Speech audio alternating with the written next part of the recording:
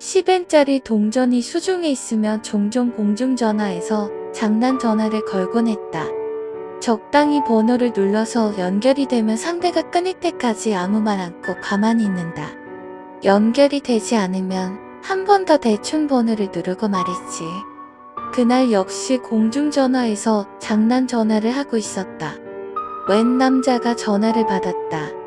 여보세요? 무슨 일이요?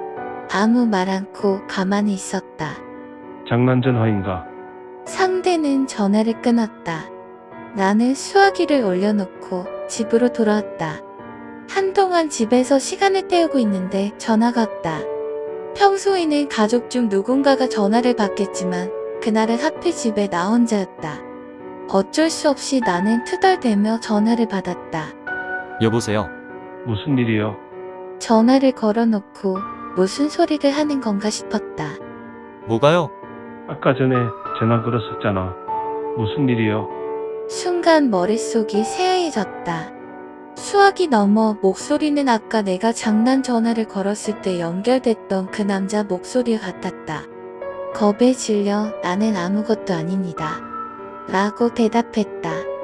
남자는 혀를 즉 차고는 전화를 끊었다.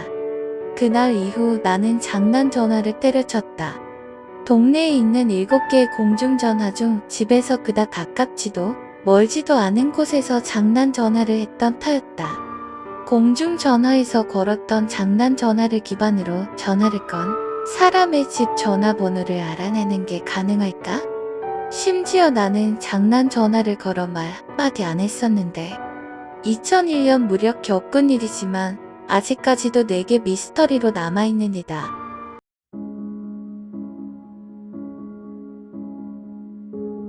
어느덧 10년 전 일이다.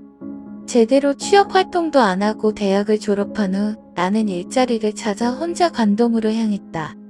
우선 아르바이트를 구해 어떻게든 생활은 이어갈 수 있게 됐을 무렵 나는 어느 지방 방송국 로컬 프로그램에 꽂혔다. 매일 방송을 VHS 녹화해 돌려보고 프로그램이 송출되지 않는 지역에 사는 친구한테 빌려주면서 전도할 정도로 광팬이었다. 그 프로그램은 30분 남짓 하는 짧은 방송이었지만 월요일부터 금요일까지 평일 내내 나오는 일일 방송이었다. 결국 처음 그 프로그램에 빠지고 반년가량 지날 무렵이 되자 내 방은 그 프로그램을 녹화한 VHS로 가득 차게 되었다. 녹화와 시청이 일상으로 자리 잡은 어느 날 나는 여러 사정으로 녹화만 해놓고 쌓아뒀던 며칠분 영상을 정리하며 보고 있었다. 다른 작업을 하며 VHS 영상을 틀어놓고 2시간 정도 지났을까. 문득 위화감이 느껴져 TV로 시선을 돌리니 화면에는 방금 전까지는 전혀 없던 노이즈가 심각하게 잡혀 있었다. 자세히 보면 그것은 노이즈라기보다 수신할 수 없는 채널을 잡았을 때의 영상과 비슷한 느낌이었다. 심하게 왜곡된 영상에는 무언가 찍혀 있는 것 같았지만 그게 무엇인지는 알아볼 수가 없었다. 소리도 나고는 있었지만 잡음이 너무 심해 무슨 말인지 전혀 알아들을 수 없었다. 우와, 녹화할 채널 설정을 잘못했었나? 하고 생각하며 나는 빨리 감기 버튼을 눌렀다. 잠시 뒤 화면은 선명한 영상으로 바뀌고 평소처럼 로컬 프로그램 오프닝이 나왔다. 하루치 녹화를 망친 건 아쉬웠지만 그 이후 분량은 제대로 녹화되어 있었기에 별 신경은 쓰지 않았고 며칠 후에는 그나마도 잊어버렸다. 혼자 나와 살게 된 이후 첫 설날 고향에 다녀오려고 집에 연락을 했더니 기분 좋은 소식이 있었다. 친가에 사는 남동생이 자기 방에 DVD 레코더를 사다 놨다는 것이었다. 이전까지 쓰던 비디오 데크도 멀쩡히 있으니 2대를 연결하면 VHS에 녹화된 영상을 DVD로 더빙할 수 있을 터였다. 나는 방에 쌓인 대량의 VHS를 박스에 채워넣고 친가에 택배로 보냈다. 이윽고 설날 무사히 친가에 도착한 나는 먼저 와있던 짐을 뜯고 동생 방으로 가 더빙 작업을 준비했다. 설명서를 정독하고 방법을 확인하니 아무래도 VHS 영상을 재생하면서 동시에 더빙하는 것 말고는 방법이 없는 듯 했다. 즉 120분짜리 비디오 테이프 하나를 더빙하려면 꼬박 2시간이 그대로 걸리는 것이다. 내가 녹화한 테이프를 다 더빙하려면 어마어마한 시간이 걸릴 테지만 그렇다고 좁아터진 방에 그걸 계속 쌓아놓을 수도 없는 노릇이었다. 나는 곧바로 더빙 작업을 개시했다. 하지만 기성하고 사흘이 흘러 설날도 지났지만 더빙 작업은 그리 빠르게 진행되질 않았다. 내가 어디 다녀올 일도 있었고 동생도 방에서 게임할래 라며 TV를 내달라고 요구하기도 했으니까 남은 휴가는 이제 이틀. 집으로 보낸 VHS를 전부 더빙할 수는 없다 하더라도 이참에 최대한 많이 해둬야 한다는 생각이 들었다. 마침 동생은 그날따라 아침부터 파진코를 하러 나간 터였다. 나는 24시간 달라붙을 각오로 더빙 작업을 시작했다. 비디오 하나 더빙이 끝날 때마다 테이프를 바꿔놓는 지루한 작업을 반나절 동안 계속해서 반복했다. 저녁 6시가 지날 무렵 조금 이른 저녁밥을 거실에서 먹고 있는데 동생이 돌아왔다. 이야, 새해 처음 간 날부터 엄청 터졌다니까. 자랑하고 2층으로 올라가는 동생에게 더빙하고 있으니까 DVD 손대지 마라 라고 엄포를 놨다. 동생은 자기 방으로 올라가고 식사를 계속하고 있는데 2층에서 갑자기 큰 고함 소리가 들렸다. 그리고 동생이 황급히 계단을 뛰어내려왔다. 야, 저거 뭔데? 뭐가, 임마. TV에 이상한 거 나오잖아. 놀라서 나는 식사하다 동생과 함께 2층으로 올라갔다. 저녁밥 먹으러 가면서 불을 끄고 내려왔기에 동생 방은 깜깜했다. 그 와중에 더빙 작업 중이던 TV 화면만 흐릿하게 빛나고 있었다. 그리고 그 화면에 나온 영상을 보고 나는 졸도할 뻔했다. 군데군데 노이즈가 낀 조악한 화면 속 눈을 치켜뜨고 입을 쫙 벌린 채 목을 옆으로 기울인 여자 얼굴이 가득 나오고 있었다. 그 순간 나는 녹화에 실패했던 날을 떠올렸다. 다음 날부터는 녹화에 아무런 지장이 없었기에 잊고 있었지만 지금 넣은 비디오 테이프가 바로 그때 그거였다. 동생과 할 말을 잃고 잠시 그걸 바라보다가 나는 정신을 차렸다. 평정을 가장하며 오라? 뭔가 더빙이 잘못됐나 보네. 라고 말하고 비디오 데크 리모컨을 들고 정지 버튼을 눌렀다. 반응이 없다. 버튼을 아무리 눌러도 영상이 멈추질 않는다. 비디오 데크 카운터에는 숫자도 영어도 아닌 이상한 표시들이 나왔다 사라졌다를 반복하고 있었다. DVD 리모컨도 마찬가지로 반응이 없다. 그뿐 아니라 채널 변경이나 전원 버튼 등 어떠한 조작도 먹히질 않는다. 나는 콘센트에 꽂혀져 있던 코드를 멀티탭체로 뽑아버렸다. 철컹하는 소리와 함께 방 안전기가 다 나가버렸다. TV 불빛으로만 비춰지던 방은 암흑으로 가득 차 나는 황급히 불을 켰다. 동생은 완전히 놀라서 할 말을 잃은 듯 했다. 나도 심장이 오그라들 지경이었지만 우선 밥이나 먹자 라고 평정을 가장하며 거실로 나왔다. 진짜 큰일은 그 다음부터였다. 그 비디오를 데크에서 꺼내려고 했는데 헤드에 테이프가 엉겨 나오질 않았다. 억지로 뽑아내봤지만 쭈글쭈글해져서 감겨있는 테이프를 데크에서 빼내는 건 쉬운 일이 아니었다. 드라이버를 트위코에 집어넣어 어떻게든 감긴 테이프를 뽑아낸 후 쓰레기통에 던져버렸다. 그 후 DVD를 확인했다. 더빙 작업은 도중에 중단됐지만 그 이전까지 녹화된 내용이 궁금했기 때문이었다. 하지만 DVD를 확인하고 나는 또 할 말을 잃었다. 챕터 선택 메뉴의 썸네일 미리 보기가 아까 봤던 그 여자 얼굴이었던 것이다. 그것도 10몇 개는 되는 챕터 미리 보기가 죄다 똑같이 여자 얼굴이었다. 곧바로 꺼내기 버튼을 눌렀다. 비디오와는 달리 멀쩡히 나온 그 DVD를 나는 양손으로 쪼개버렸다. 그리고 아까 쓰레기통에 버렸던 비디오 테이프와 함께 봉투에 넣은 후 작게 접어 테이프로 빙빙 돌려 감았다. 부엌에 있던 어머니에게 이것 좀 버려주세요. 라고 전했다. 그 후 그렇게 광팬이었던 프로그램이 왠지 싫어져 녹화는커녕 보지도 않게 되어버렸다. 얼마 후 다시 이사를 했기에 지금은 그 프로그램을 볼 수 없는 지역에 살고 있다. 하지만 종종 심야의 케이블 채널 같은 곳에 다시 보기로 접하게 되곤 하는데 그때마다 나도 모르게 등골이 오싹해지곤 한다.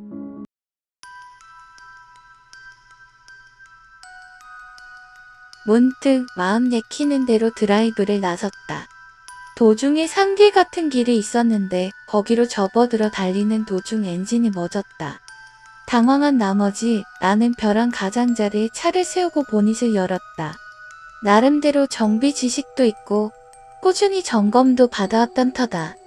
배터리 때문인가? 아니면 발전기? 연료 펌프나 벨트가 끊어졌나 꼼꼼히 살폈다. 하지만 여기저기 점검해봐도 이상은 보이지 않았다. 그때 갑자기 어딘가에서 뭐라는 거야?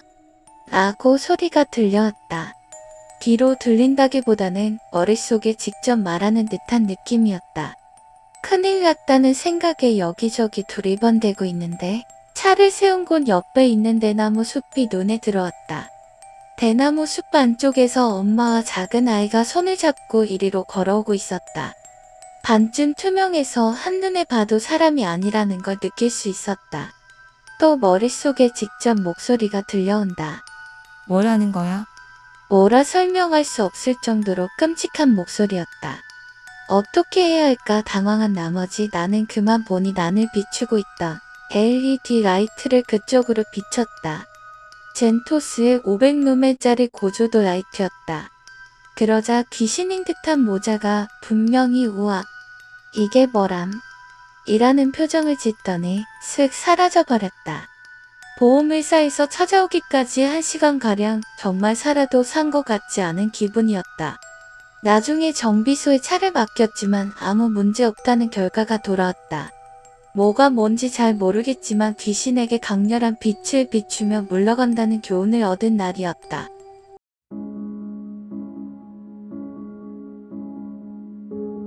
이제 슬슬 연말이고 여행 시즌이니 내가 여행 갔다 겪은 무서운 이야기를 하나? 중학교 때 수학여행으로 교토에 갔었다. 저녁 식사를 마친 후 목욕도 하고 여관에서 취침 시간까지 신나게 놀고 있을 무렵이었다. 나는 오른쪽 옆방에 친한 놈들이 있었기에 그 방으로 놀러갔다. 우리는 트럼프도 치고 우노도 하면서 놀았지만 슬슬 그것도 질려갔다. 그때 누군가 무서운 이야기 하자. 는 제안을 했다. 방불을 끄고 가운데 10명가량 모여 이야기를 시작한다. 2명, 3명, 4명. 돌아가며 이야기를 해 나가다 A 차례가 돌아왔다. 여기처럼 수학여행 숙소로 쓰이는 사구려 여관에는 귀신이 나온대. 불제 때 붙여놓은 부적이 그림이나 항아리 뒤, 서랍 안 같은 곳에 붙어있다고. 한번 같이 찾아보자. 무서운 이야기를 기대했기에 다들 영 분위기는 좋지 않았지만 방을 한번 뒤져보기로 했다. 실제로 있으면 있는 대로 재미있을 것이고 무엇보다 왠지 있을 것만 같은 느낌이었으니. 하지만 그림이나 항아리 뒤, 서랍 안에 TV 아래까지 샅샅이 뒤졌지만 결국 뭐 하나 나오지 않았다. 그중 옆방에서 베개 싸움하던 게 우리 방으로 넘어와 우리도 신나게 베개 싸움을 시작했다. 다들 점점 신이 나 이불 깔고 프로레슬링 놀이까지 해대며 수학여행의 밤을 즐기고 있었다. 응? 신나게 놀다 조금 지쳐 쉬던 도중 A가 천장에 있는 점검구를 발견했다. 천장과 지붕 사이 공간으로 이어지는 보통 집이라면 화장실 천장에 있는 바로 그거. 그 여관은 어째서인지 방 가장자리 천장에 그게 있었던 것이다. A는 나쁜 놈은 아니었지만 언제나 돌을 넘곤하는 놈이었다. 야, 저 안에 들어가 보자. 옆방으로 넘어갈 수 있는 거 아냐? 어두운 곳을 싫어하고 폐소 공포증까지 있는 나는 단호히 거부했다. 다른 녀석들도 힘들어 죽겠다던가 더러워서 싫다는 듯 나서는 놈이 없었다. 뭐야? 그럼 내가 들어가 볼 테니까 나 좀 들어올려줘. 애들 셋이서 받쳐줘. A가 점검구를 연다. 조심스레 열었지만 먼지가 와라 쏟아진다. 아마 오랫동안 쓰지 않았던 거겠지. 열린 점검구 너머에는 어두컴컴한 공간이 보일 뿐이다. 뭐야, 어둡네. A는 안에 머리를 쑥 집어넣고 말한다. 그 안이 밝을 거라고 생각하기라도 한 걸까? 아. 무언가 찾아낸 것인지 A가 소리를 냈다. 야, 여기 뭐 있어? 그렇게 말하며 A는 양손을 구멍 안에 넣고 머리만 뺐다. 구멍이 작아서 머리랑 양손을 같이 넣을 수가 없었던 거겠지. 곧 손을 천천히 어두운 곳에서 빼내 바깥 세계로 가져나온다. 손에 든 걸 본 순간 그 방에 있던 모든 아이들이 움찔했다. 천장과 지붕 사이 공간이 너무 어두워 A에게는 그것이 보이질 않았던 것이리라. 알았더라면 결코 그걸 꺼낼 생각 따윈 하지 않았을 텐데. A가 천장과 지붕 사이에서 찾아낸 건 붉은 표식이 찍힌 일본 종이로 감싸진 인형이었다. 보적과 작고 붉은 책도 함께 있었다. 긴 세월 놓여 있었던 탓인지 인형 표면은 먼지로 검게 더럽혀져 있었다. 보적도 오래되어 간신히 글자를 읽을 수 있는 정도였다. 작고 붉은 책은 포켓용 사전 정도 크기로 검붉은 표지에는 무언가 알 수 없는 글자가 써 있었다. A는 놀라서 그런 건지 일부러인지 주변 아이들한테 그것들을 내던졌다. 물론 아무도 받으려 하지 않았고 책은 다다미 위로 풀썩 떨어졌다. 인형은 종이로 만든 것인지 팔랑팔랑 춤추듯 떨어져 방 한 구석에. 한 손과 한 다리는 다다미에 다른 한 손으로는 벽을 떠받쳐 우연히도 삐딱하게 선 자세였다. 보적도 나풀나풀 춤추며 떨어져 인형의 뒤를 쫓는 것처럼 다다미 위로 내려왔다. 기분 탓인지 인형은 A를 째려보는 것 같이 보였다. A는 펄쩍 뛰어내리더니 다시 인형을 손에 들고 우리에게 던졌다. 아마 스스로도 뭔가 위험하다는 걸 느끼고 있었으리라. 그 기분을 속여 넘기려 조용한 그 방에서 억지로 웃음을 지으며 인형과 책을 던져댔던 것이다. A 이외에는 아무도 말을 하지 않았다. 그저 긴장한 얼굴로 인형과 책을 피해 마구 도망칠 뿐. 그거 위험하니까 원래 있던데 돌려놔. 마침내 참다 못한 B가 입을 열고 다른 아이들도 동의했다. A도 곧바로 원래 자리에 돌려놓겠다고 했고, A는 인형과 부적, 책을 줘 가볍게 먼지를 털고는 미안 이라 중얼거린 후 원래 있던 곳에 돌려놨다. 분위기도 죽었고 취침 시간도 가까워졌기에 다들 각자 방으로 돌아갔다. 나는 옆에 있던 내 방으로 갔고 A는 인형이 나온 그 방에 그대로 곧 소등 시간이 지나고 선생님들이 돌아다니며 각 방에 불을 껐다. 방문은 살짝 열려 복도에 빛이 들어온다. 아마 떠드는 학생을 찾아내려 한 방편이겠지. 선생님들이 복도를 왔다 갔다 하는 발소리가 들린다. 복도의 빛과 더불어 선생님들이 지켜주고 있다는 안도감 때문에 나는 아까 전 인형 사건을 잊고 금세 잠에 빠지기 시작했다. 선생님의 발소리를 듣는 사이 꾸벅꾸벅 졸기 시작해 곧 나는 깊은 잠에 들었다. 잠에 든 지 얼마나 지나서였을까? 꽝! 하고 땅이 울리는 소리에 놀라 나는 깨어났다. 꿈인가 싶어 떨리는 와중에도 두 번째 소리가 들리기를 숨죽여 기다렸다. 아마 나 말고 다른 녀석들도 마찬가지였던 모양이다. 곧바로 쾅! 쾅! 하고 똑같은 소리가 울려 퍼졌다. 그와 동시에 누군가 큰 소리로 외치기 시작했다. 아무래도 옆방에서 들려오는 소리 같다. 복도에서 S 선생님이 왜 그러냐? 라고 외치고 A가 큰 소리로 소리치는 게 들려왔다. 우리는 당황해 방을 나와 옆방으로 뛰어갔다. 방 안에는 엄청난 광경이 펼쳐지고 있었다. A는 눈을 치켜뜨고 벽을 향해 손발을 휘둘렀다. 마치 벽에서 나오는 무언가에 필사적으로 저항하는 것 같은 모습이었다. 그만 둬. 오지마. 오지마. 야, 에이, 정신 차려. S 선생님이 A를 말리고 있었지만 A는 멈추지 않았다. 손이. 벽에서 손이 곧바로 다른 선생님들까지 달려들어 A를 붙잡았다.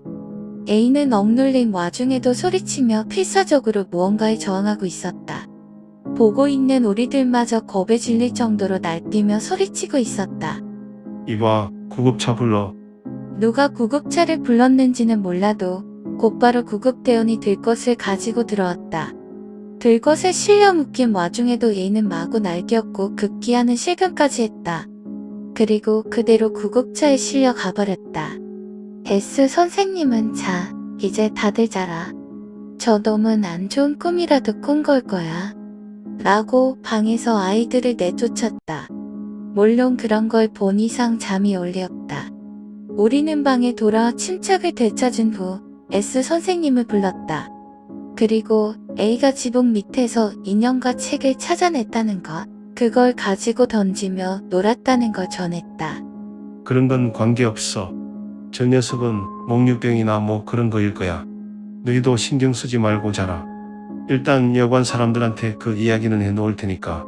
선생님은 그렇게 말하고 곧바로 방에서 나가버렸다. 어쩔 수 없이 나도 이불 속에 들어갔다. 무서워서 차마 벽이나 천장에는 눈도 못 돌리고 덜덜 떨면서 이불을 뒤집어 쓰고 아침이 오기만을 기다렸다. 이튿날 아침 역시 A의 모습은 없었다. 아침 식사 후 짐 정리를 하는데 우리 반 학생들은 모두 모이라는 지시가 왔다. 모이는 곳은 A가 있던 방이었다.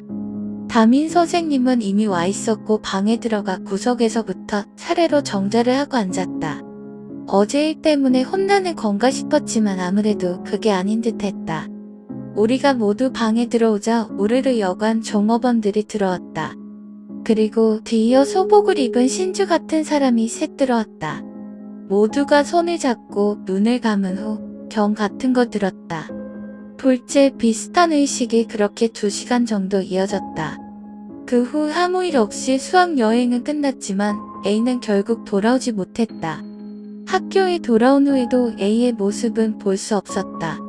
담임 선생님 말에 따르면 다른 학교에 전학 갔다고 한다. 소문에는 정신 이상자가 돼서 정신병원에 입원했다던가. A네 집도 이사를 갔기에 A의 소식은 아무도 알 수 없게 되어버렸다.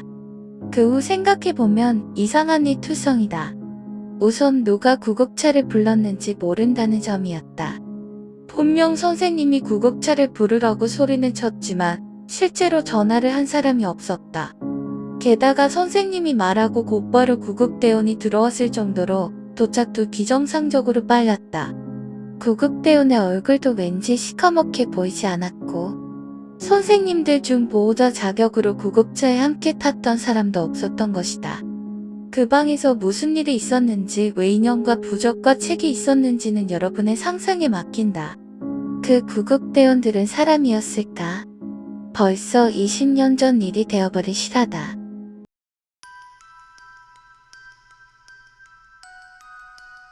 해외의 일본계 공장 주변 식당에 여자가 나타났다. 미인은 아니지만 젊은 이 여자는 현지인 직원들이 식사를 하고 있으면 탁자에 다가갔다. 그리고 이거 줘 라고 말하고는 한 입 두 입 음식이나 음료를 받아 먹었다. 여자는 먹으면 곧 다른 탁자로 향했고 몸에 손을 대도 별다른 불평이 없었기에 직원들은 기꺼이 그 요구를 받아줬다 한다.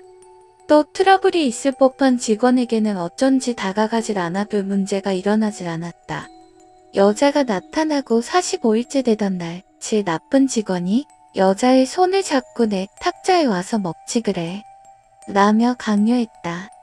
여자는 재빨리 직원의 손을 뿌리치고 가게 밖으로 사라졌다. 다음날 그 직원이 공장에서 작업을 하고 있을 때였다. 이거 줘 라는 목소리의 뒤를 돌아보니 그 여자가 있었다. 놀라는 직원을 아랑곳 않고 여자는 직원의 오른손을 잡고 프레스로 밀어넣었다. 이후 보험금을 노린 자해가 아닌지 본사에서 파견 나온 A씨는 조사에 나섰다고 한다. 해외 공장이라고는 해도 일단 무장 경비원도 있는 곳이라 외부인이 들어오기는 어려웠다. 그뿐 아니라 공장 안은 기계 소음도 크고 직원은 당시 귀마개를 하고 있었기에 여자의 목소리를 들었다는 진술 자체가 미심쩍었던 것 같다. 탐문을 해보니 실제로 여자를 만났다는 직원이나 식당 점원은 잔뜩 있었다. 하지만 사고 후 그 여자를 보았다는 사람이 없었다. 여자의 정체는 알아낼 수 없었고 공장 경비에도 딱히 문제가 없었다. 결국 보험금을 노린 자해라는 혐의는 벗겨졌다. 직원이 그렇게까지 의심스러운 증언을 한 것도 아닌데다 직원의 가족들도 같은 공장에서 일하는 등 현지 사정도 고려한 처사였다고 한다. 회사와 상담에 A씨는 사고를 당한 직원의 증언을 고쳐 보고서를 쓴 후 본사로 제출했다. A씨는 그 후 지역 전승 같은 것도 조사해봤지만 이거죠. 라고 말하는 여기에 관한 정보는 찾아볼 수가 없었다고.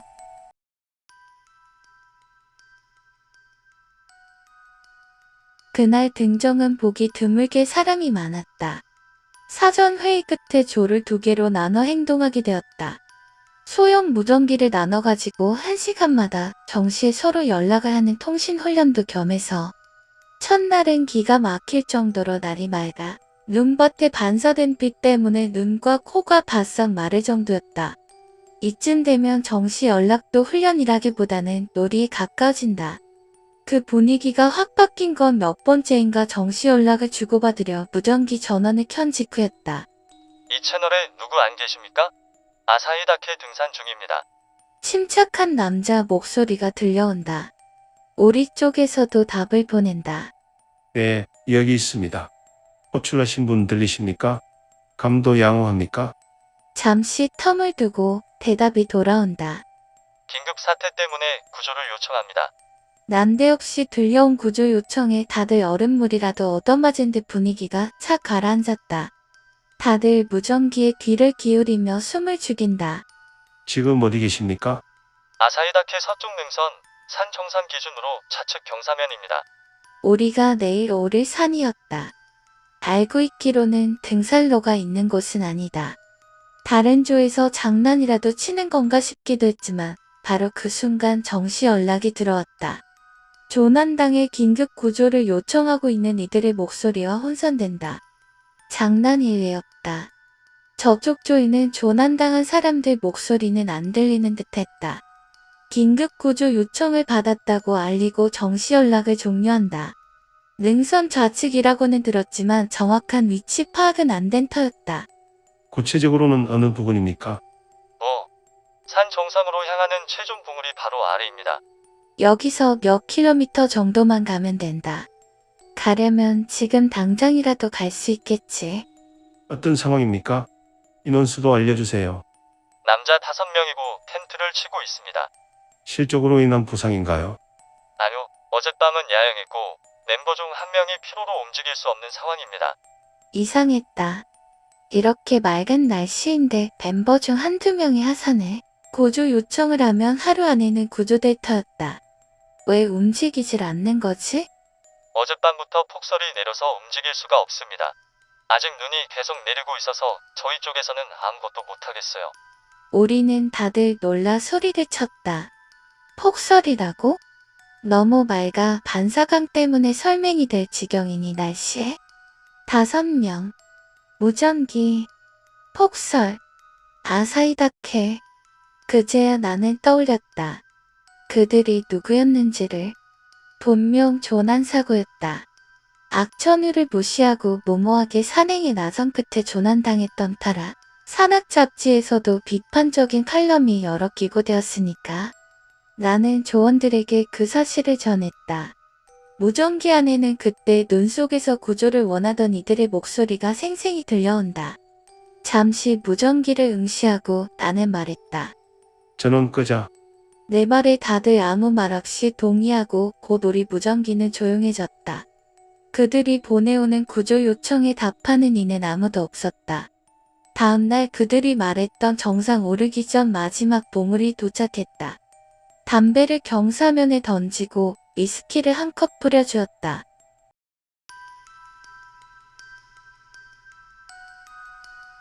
대학교 3학년 여름방학 나는 24시간 운영하는 주유소에서 심야 아르바이트를 했습니다. 그 주유소는 손님이 직접 기름을 넣은 후 영수증을 가져오면 사무실에서 정산을 하는 형태로 운영되고 있었습니다. 심야에는 2명이 같이 일을 하는데 한 명은 아르바이트생이고 다른 한 명은 주유소 사장 부부가 하루씩 교대로 들어오고 있었습니다. 사장네 집은 주유소 맞은편에 있어서 한밤중에는 사실 집에 들어가 자는 일이 많았죠. 그래서 실질적으로 심야에는 나 혼자 주유소를 보는 셈이었습니다. 그 동네는 한밤중이 되면 폭주족들이 몰려오는 걸로 유명한 곳이었습니다. 그렇기 때문에 한밤중 주유소를 찾는 손님들은 대개 남자 혼자 스포츠카를 몰고 오는 경우가 많았습니다.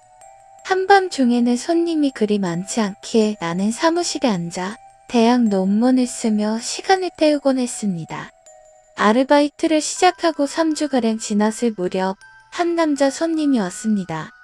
그 남자는 우리 주유소 단골로 30대 정도 되어 보이는 호리호리한 사람이었습니다. 매번 같은 푸른 스포츠카를 타고 오곤 했죠. 나는 별 생각 없이 주유하고 있는 남자를 사무실 창문 너머 바라보고 있었습니다. 남자는 갑자기 자기 목 뒤를 왼손으로 벅벅 긁기 시작했습니다. 10초 정도 지나자 긁는 것도 멈췄지만 주유를 마치고 계산을 하려 남자가 사무실로 오자 아까 전처럼 목 뒤를 긁기 시작했습니다. 나는 목이라도 물렸나 싶어 신경 쓰지 않았습니다. 다음 날도 아르바이트를 하고 있는데 이번에는 금발의 20대 남자가 왔습니다. 이 남자도 심야 단골로 튜닝한 흰 스포츠카를 타고 다닙니다. 그야말로 폭주족의 전형이라고 할 느낌이었죠. 남자가 주유하는 모습을 멍하니 보고 있는데 그 사람도 어제 왔던 남자처럼 가끔 목 뒤를 긁고 있었습니다. 그 순간 나는 이상한 감각에 사로잡혔습니다. 말로 설명하기는 힘들지만 이상한 위화감 같은 게 느껴졌던 것입니다. 그날부터 나는 왠지 신경이 쓰여 손님이 올 때마다 손님의 행동을 섬세하게 관찰하게 되었습니다. 그러는 사이 목 뒤를 긁는 건 폭주족 남자에 한정되어 있다는 사실을 알아차렸습니다. 다만 알아차렸다고 뭐가 달라지는 것도 아니고 그대로 하루하루 시간만 흘렀지만요. 그리고 여름 방학이 끝나기 일주일 정도를 남겨둔 어느 밤 나는 무서운 체험을 하게 되었습니다. 그날 밤 역시 단골이 30대 남성이 푸른 스포츠카를 타고 주유를 하러 온 터였습니다. 나는 논문도 다 썼겠다. 딱히 할 것도 없어? 평상시엔 눈길도 안 주던 CCTV 화면을 멍하니 바라보고 있었습니다. 카메라는 주유기마다 하나씩 달려있고 손님이 주유기를 조작하면 얼굴 정면을 비스듬히 비추는 형태였습니다. 나는 남자가 찍히고 있는 CCTV 화면을 바라보고 있었습니다. 그런데 무언가 위화감이 느껴집니다. 모니터에는 남자의 정면이 보였습니다. 그리고 그 오른쪽 어깨 뒤에 축구공 정도 크기의 검고 둥근 덩어리 같은 게 찍히고 있었습니다. 자세히 보니 그것은 긴 머리를 한 여자의 얼굴이었습니다. 여자는 공허한 눈을 한 채 입을 해벌레 반쯤 벌리고 있었습니다. 생기라고는 전혀 느껴지질 않는 얼굴입니다. 그런 꼴을 한 채 남자 어깨 뒤에 찰싹 붙어 있는 것입니다. 남자에게는 그것이 보이지 않는 것인지 아직 눈치채지 못한 것인지 아무렇지도 않은 듯 주유기를 다루고 있었습니다. 한동안 바라보고 있자 갑자기 여자는 남자 목 뒤로 얼굴을 가져가더니 입을 모아 입김을 내뿜었습니다. 그러자 남자는 자기 목 뒤를 오른손으로 긁기 시작했습니다. 그걸 본 여자는 입을 크게 벌리고 턱을 조금씩 진동시켜 낄낄거리며 기분 나쁘게 웃었습니다. 나는 이전에 느꼈던 위화감의 정체가 이것이라는 걸 알아차렸습니다.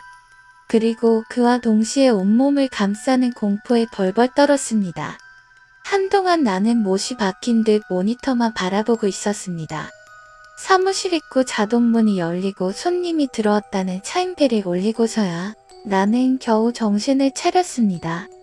고개를 돌리자 아까 그 남자가 계산을 하러 이리로 오고 있었습니다.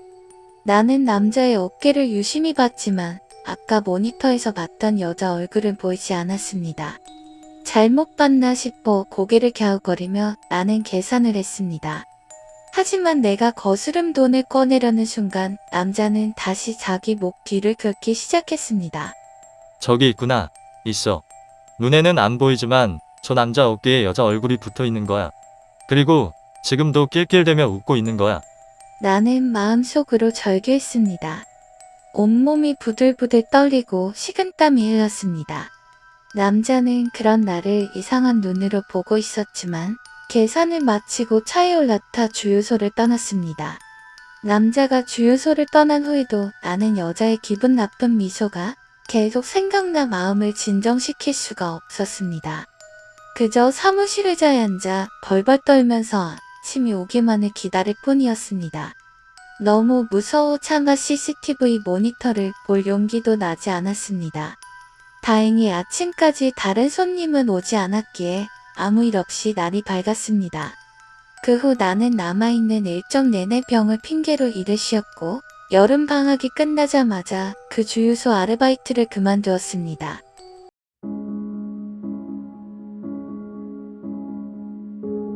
내가 임상병리사로 일하던 무렵 이야기다.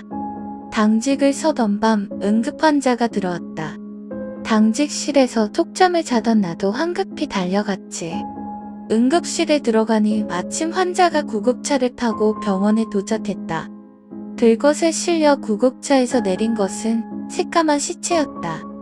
아니, 그렇게 보였다. 구급대원의 말에 따르면 교통사고를 낸 운전자라고 했다. 차에 불이 붙었는데 빠져나오지 못하고 안에 갇혀있다 구조된 환자였다. 50대 남성이었다. 일단 살아는 있었지만 온몸에 심각한 화상을 입어 새까맸다. 살점이 타들어간 냄새가 자욱할 정도였다. 토할 것만 같았다. 전혀 움직이지도 않는다. 사망이 확정되는 건 시간 문제겠지. 다들 그렇게 생각하고 있었다. 대단하네요. 아직 심장은 뛰고 있어요. 뭐 살아남긴 힘들겠지만요. 구급대원은 말했다. 의사도 이건 엄청나구만 하고 말할 뿐 치료할 생각도 없는 듯했다. 너무해. 간호사도 벌벌 떨고 있었다. 나는 일단 검사를 할 준비에 들어갔다. 기계가 있는 방에 들어가 준비를 하고 있자 곧 새까맣게 탄 환자가 옮겨져 왔다. 검사를 하려 주사바늘을 찌를 생각으로 환자 팔을 잡고 혈관을 찾았다. 하지만 표면이 숯검정이라 위 혈관이 있는지 좀채 찾을 수가 없었다. 이거 너무 심각해서 어딘지 아예 감이 안 오는데. 그렇게 중얼대고 그나마 피부가 남아있는 곳을 찾으려 팔을 잡았다. 그 순간 환자가 말했다. 저 그렇게 심각한가요? 나는 제대로 대답할 수 없었다. 그는 계속 의식을 가지고 있었던 것이다. 그리고 우리가 지금까지 나눈 말들을 모두 들었겠지. 그 방 안에 있던 의사, 간호사, 나, 구급대원까지 모두가 얼어붙었다. 그 후 2시간 남짓 지나 환자는 결국 죽었다. 하지만 그 사이 몇 번이고 나는 죽는 건가요? 라고 물어왔다. 솔직히 의료업에 종사하고 있음에도 본분을 잊고 도망치고 싶을 정도로 끔찍한 순간이었다.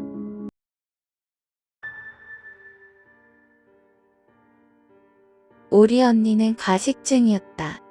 고등학교 2학년 때부터 갑자기 언니의 식사량이 늘어나기 시작했다. 원래 꽤 잘 먹는 편이었지만 간식을 먹는 일도 잦아지고 식사량도 몇 끼 2인분은 좋게 먹을 정도였다. 스스로 운동은 조금 하고 있었던 것 같지만 식욕은 더해갈 뿐이었다. 이전까지는 평범한 표준 체형이었던 언니는 고등학교 3학년 여름방학 즈음 되니 누가 봐도 비만으로 변해버렸다.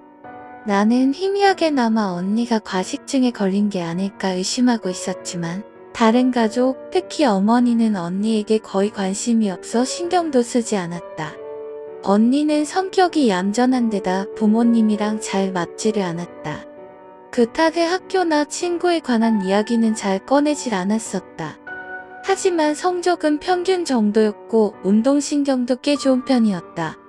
친구는 그리 많지 않았지만 자주 집에 데려오거나 놀러가기도 하고 누구에게든 싫은 표정 보이지 않고 잘 지내고 있었던 터였다. 하지만 여름 무렵이 되자 그것도 점점 뜸해져 갔다.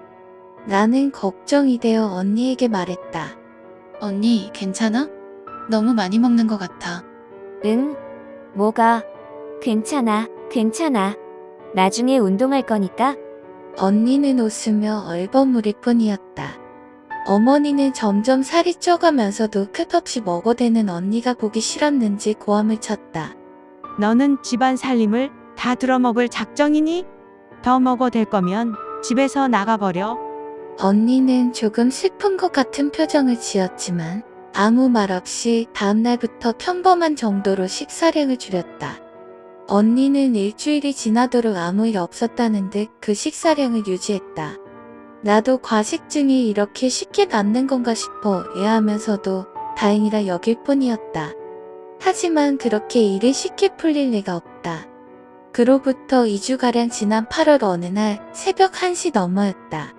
나는 영 잠이 오질 않아 물을 마시려고 2층 내 방에서 내려와 1층 거실로 갔다. 거실 불을 켜려고 하는데 안쪽 부엌에서 잘그락하고 소리가 들려왔다. 그뿐 아니라 어렴풋한 빛도 보였다. 혹시 도둑이라도 들었나 싶어 조마조마한 마음으로 몰래 부엌을 살펴봤다. 거기에 있던 건 언니였다. 언니는 반쯤 열린 냉장고 앞에 앉아서는 일심불란 무언가를 먹고 있었다. 질겅질겅 껌을 씹는 것 같은 소리가 난다. 불을 켜자 언니가 뭘 먹고 있는 건지 알 수 있었다. 날고기였다. 어머니가 사온 쇠고기를 언니는 익히지도 않고 마구 뜯어먹고 있었다. 게다가 그것뿐만이 아니었다. 언니가 앉은 주변에는 닭고기, 채소, 햄, 날달걀, 마가린, 소스와 마요네즈 같은 조미료들이 잔뜩 흩어져 있었다. 뒤쪽 서랍도 열려 건어물과 핫케이크 믹스 같은 것들도 마구 널려 있었다. 그리고 언니가 토한 듯한 엄청난 양의 구토물이 바닥 가득 쏟아져 있었다. 나는 패닉에 빠져 언니의 어깨를 잡으며 날고기를 뺏었다. 언니, 왜 그래? 뭘 먹는 거야? 왜 그러는 거야? 하지만 언니는 이제껏 본 적도 없는 완전히 제정신이 아닌 듯한 눈초리로 나를 보며 대답했다. 응? 아, 괜찮아. 아하하. 괜찮아. 말투만은 평상시와 같은 아무렇지도 않은 듯한 대답이었다. 어떻게 봐도 망가져버린 것 같은 언니의 모습을 보자 도저히 공포를 참을 수 없어 나는 울부짖었다. 도와달라거나 부모님을 부르지도 못하고 단지 울고 있자 그걸 듣고 부모님이 뛰쳐나왔다. 뭐니, 이게? 너 뭐 하고 있는 거야? 야, 이게 무슨 일이야? 부모님은 제각기 설명을 구했지만 나는 계속 울고 언니는 이전처럼 조금 슬픈 듯한 얼굴로 침묵할 뿐이었다. 그 후 다시 토하기 시작한 언니를 보고 부모님은 서둘러 언니를 병원에 데려갔다. 곧바로 위세척을 받았지만 위장에 균이 들어갔을 우려가 있어 회복할 때까지 입원해 치료를 받게 되었다. 그런 사건이 터지자 그제야 간신히 부모님도 언니가 뭔가 이상하다는 걸 알아차린 듯 했다. 퇴원 후에는 지금까지 신경도 쓰지 않았던 게 거짓말 같이 느껴질 정도로 언니를 신경 쓰기 시작했다. 언니는 날뛰거나 폭언을 하는 것 하나 없이 그 후에도 이전과 변함없이 웃는 얼굴로 우리를 대했다. 지금까지 이상했던 것들에 관해서는 나도 스스로 이상하다고 생각했어. 미안해. 라고 인정하기도 하고 정신적인 치료도 순조로이 진행되었다. 언니는 진학을 위해 공부에 힘쓰고 나도 일상생활로 돌아왔다. 이전보다 조금 상냥해진 부모님과 함께 아무 일 없는 생활을 영위하고 있었다.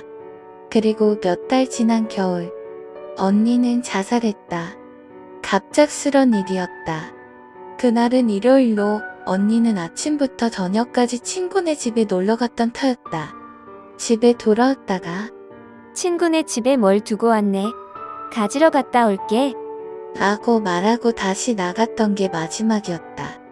그 전날도 심지어 집을 나가기 직전까지도 언니에게 뭔가 변화는 없었다.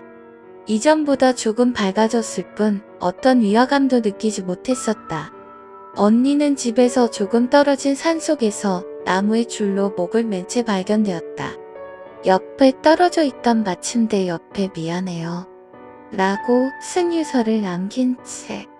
그 후 장례식도 있고 이런저런 일로 분주했기에 언니의 방은 차마 손을 대지 못하고 그대로 남겨져 있었다. 겨우 모든 일들이 끝나고 조금 안정을 찾을 무렵 나는 부모님과 이야기해 언니 방을 정리하기로 했다. 나는 서랍 안을 정리하다 뒤죽박죽 쑤셔 넣어져 있던 봉제 인형과 잡동사니 속 3권의 노트를 발견했다. 화려하지 않은 표지에는 아무것도 써있지 않았다. 나는 별 생각 없이 페이지를 넘겼다. 오늘은 땡땡을 먹었다. 땡땡도 먹었다. 땡땡에 가서 땡땡도 먹었다. 물론 가장 큰 사이즈로. 아, 배 아파. 저것이 또 내 이야기를 무시한다. 그 쓰레기 이야기만 들어대고 빨리 죽어. 언제나 같은 장소에 모여드는 걸 보면 기분 나빠. 벌레만도 못한 것들, 개미만도 못한 것들, 트럭이라도 날아와 받아버리면 좋겠네.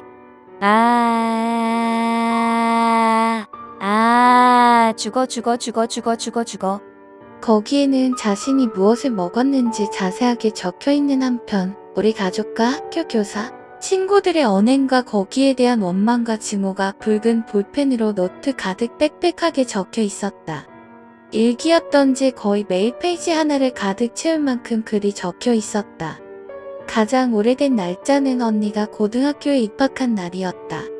그뿐 아니라 그 가장 오래된 노트 첫 표지에는 6권 더 있었지만 태워버렸어. 라고 적혀 있어. 이전부터 이런 걸 썼다는 걸 알 수 있었다. 언니가 죽은 마지막 날 일기에는 날짜와 더불어 그림이 그려져 있었다. 페이지 한가운데 유치원생이 그린 것 같은 모양새로 언니가 생긋 웃으며 목을 매달고 있는 그림이 지금은 나도 부모님을 원망하고 있다. 물론 언니가 저런 만료를 걷게 된 건 분명 내게도 책임이 있다. 그래서 나도 언젠가 언니와 같은 방법으로 목숨을 끊을 작정이다.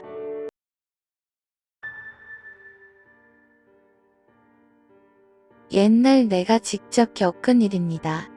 당시 나는 어느 빌딩에 입주해 있는 콜센터에서 근무하고 있었습니다.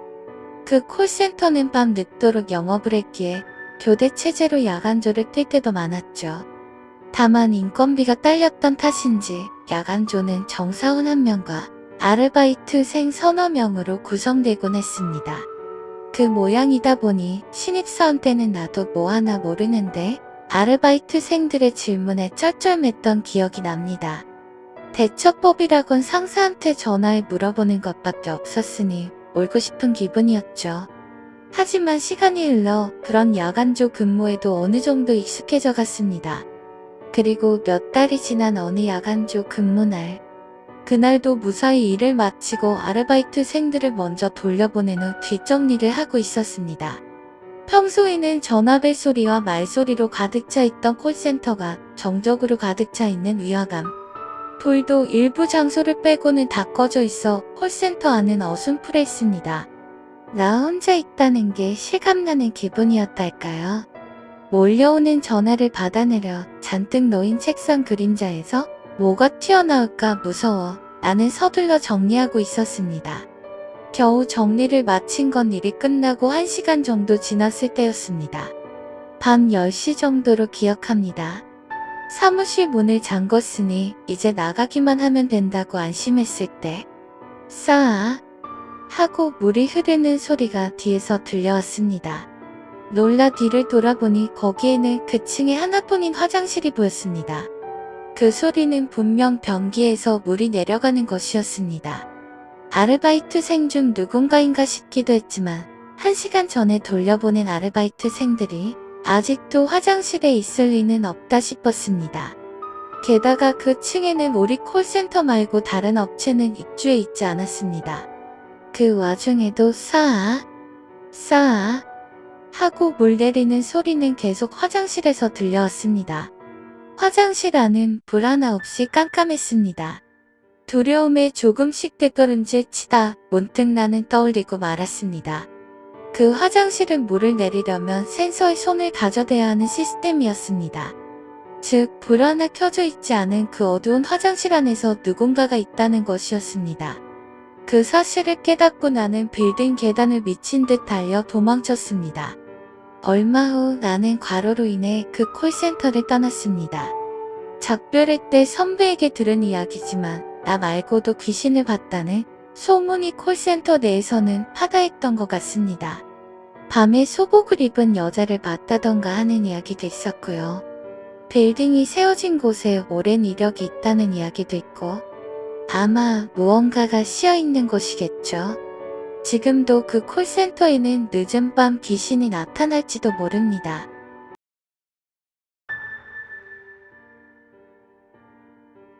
쇼와 초 무렵 유바리의 어느 탄광에서 있었던 이야기다. 혼슈에서 개정민으로 넘어온 광부 A씨는 폭발 사고에 휩쓸리고 말았다.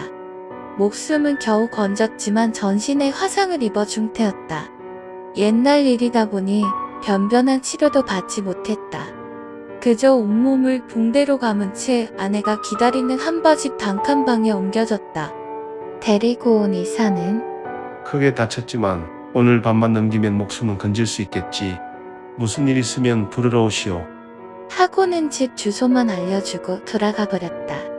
그날 한밤중 촛불 한 자루 어스름한 아래 머리맡에서 홀로 간호하던 아내가 문득 정신을 차리니 현관에 누가 온 것 같았다.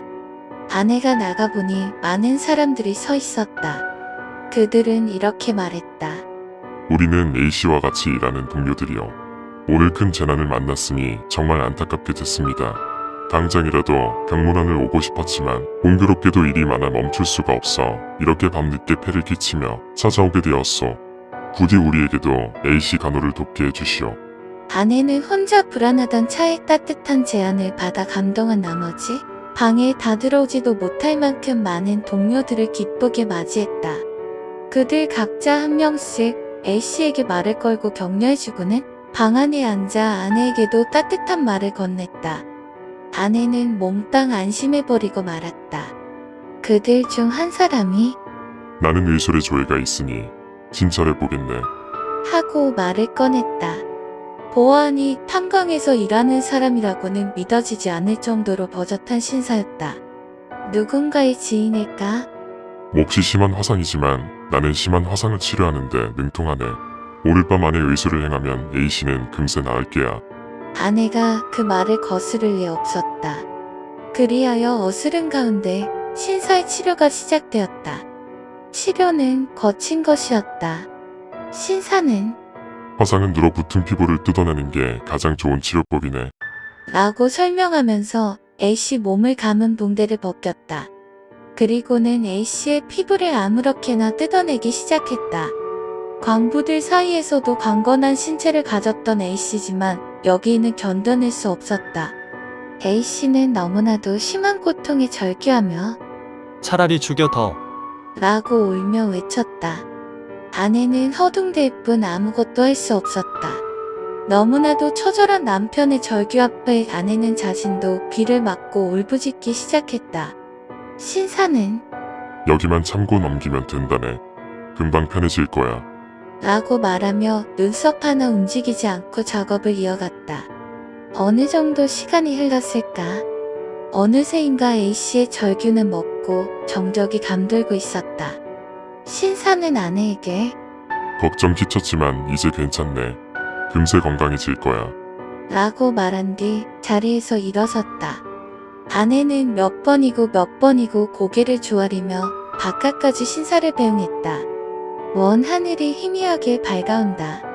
곧 새벽이다. 방으로 돌아오니 아까까지 좁은 방에 미어터지게 들어차 있던 문병객들이 하나도 없었다. 아내는 이상하다고 여기기보다는 불쾌했다. 돌아간다면 한마디 인사라도 하고 가면 좋을 것을. 지친 아내는 A씨 머리맡에 앉아 좀 쉬려고 했지만 A씨의 안색을 보고 경악했다. 새벽 햇살 속에 보이는 A씨의 안색. 그것은 마치 납덩이 같은 색깔이었으니까. 아내는 A씨에게 매달려 다시 오열할 수밖에 없었다. 소란을 들은 이웃집에서 의사를 데려왔다. 의사는 A씨 모습을 보자마자 아내에게 호통을 쳤다. 누가 멋대로 환자를 건드린 게야. A씨를 감싸고 있는 붕대는 누가 봐도 비전문가가 메어놓은 듯 허술했다. 붕대를 벗긴 의사는 A씨의 몸에서 눈을 돌렸다. 끔찍하게 피부를 뜯겨 죽은 시체가 있었으니 너무나도 괴기스런 사건이라 경찰이 불려왔고 반쯤 정신을 놓은 아내에게서 어떻게 사정을 청취했다고 한다. 허나 그날 밤 나타났다는 사람들도 그 신사도 탄광은 물론이고 주변 마을 어디서도 짐작 가는 곳이 없었다. 이야기를 들은 어느 사람은 그건 여우 짓일 것이네. 라고 말했다고 한다. 여우에게 사람의 상처 딱지나 화상 자국은 신묘한 약으로 쓰인다는 것이다. 어느 지방에서는 화상을 입거나 딱지가 앉은 사람이 산에 들어서면 여우에게 홀린다는 전설이 내려온다고 한다. A씨의 아내는 눈이 나빴던 데다 하루 종일 울었던 탓에 눈이 부어 있었다고 한다. 여우는 그걸 노렸던 것일까? 안타깝게도 그 이후 아내가 어떻게 되었는지 이 이야기 채집자는 기록해두지 않았다.